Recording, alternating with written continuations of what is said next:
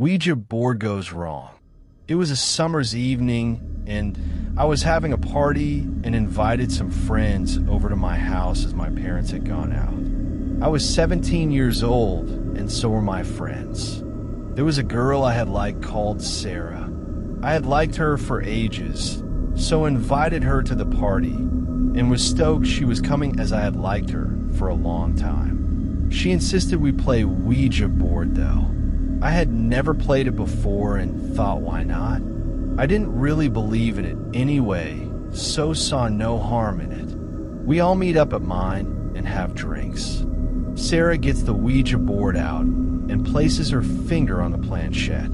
She asks if anybody is there, and the planchette moves to yes. He then spells out the name, William Monk.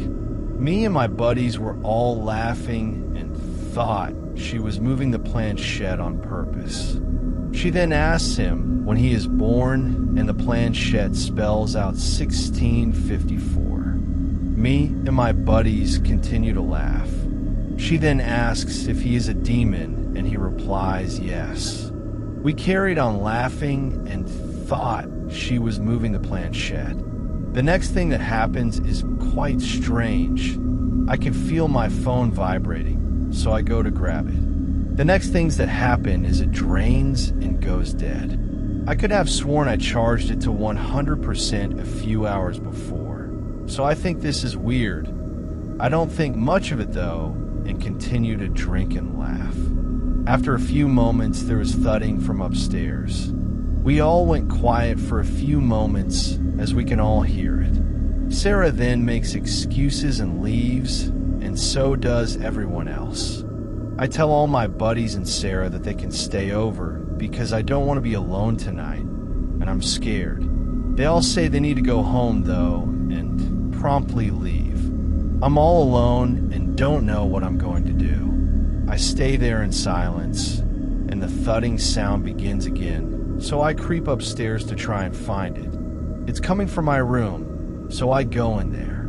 The thudding then stops. I decide to retire to bed. I couldn't sleep and my heart is thudding. I lay awake, my eyes peeled open. After a while my body began to tire, but then as I started to drift off, I notice a bald man in strange clothes staring at me through the window. I jolt awake, but when I'm fully alert, he disappears quickly. This had happened quite a few times throughout the night. Was I dreaming or imagining things? This kept happening for the next few months, along with weird breathing sounds when I was going in and out of sleep. I don't really know what to do, and I haven't told my parents yet. And as for Sarah, she never really spoke to me again after what had happened. Ouija board story number 2.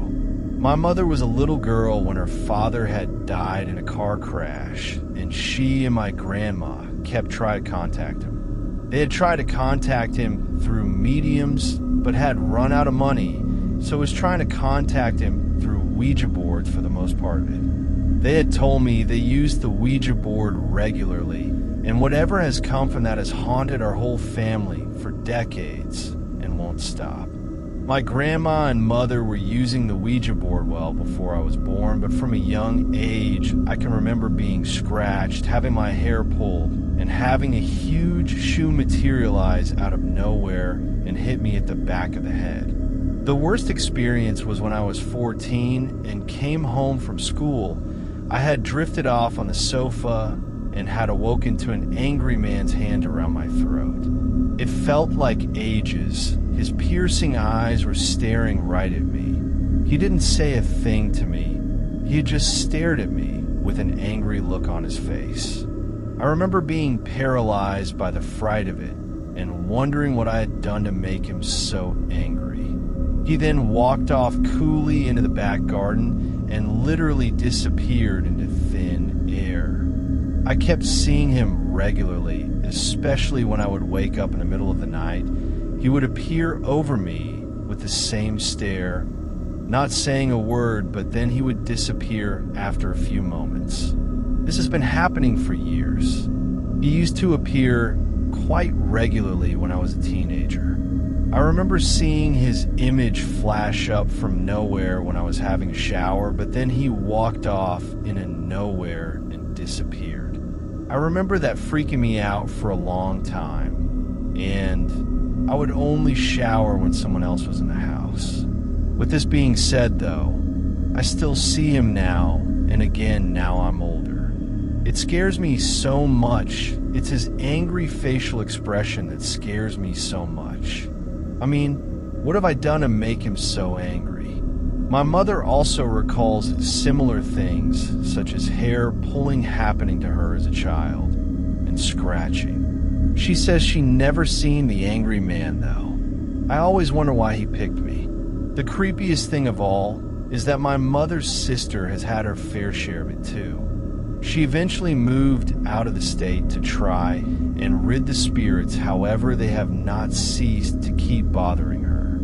She says mirrors and glasses regularly break in her house and fires happen. Myself and my mother also always experiences things when she comes to visit. Again, plates and glasses smash on the floor, and I personally refuse to stay at her home. My last words would be to just not touch them. Trust me, it's not worth it. My aunt, my cousins, and I didn't even touch the Ouija boards, but our lives have still been affected by it, and my mother never got in contact with her brother. Ouija board story number 3. I was about 19 years old, and I went over my cousin's house to have a sleepover. Their names were Jamie and Danielle. Danielle had said she found an old Ouija board in a thrift store and wanted to use it. I didn't think much of Ouija and didn't really believe in them. We all sat down in a circle and got it out once their parents left. When we got to using it and managed to contact someone called Margaret, my mind was completely blown when this was spelled out. I wondered if Lisa or Danielle had been moving the planchette, or was it a supernatural being doing it? Lisa had asked her when she died, and she said she had died in the 1930s during the Depression. At this point, the air had suddenly become very cold, and I can only describe it as a nasty, ominous feeling began to hang in the air. She spelled out husband and hammer. I kind of didn't want to continue, but Lisa and Danielle insisted and carried on with it. Lisa had then asked out of all 3 of us who would die first. Margaret spelled out one of my cousin's names, Danielle. She then went on to spell out the number 24 on the planchette. The mood had changed as the chatter had fell to silence, and a very cold feeling was in the room. None of us could speak, and then Lisa had packed up the Ouija board. We all went to bed shortly after. I felt so strange that night, and I couldn't sleep.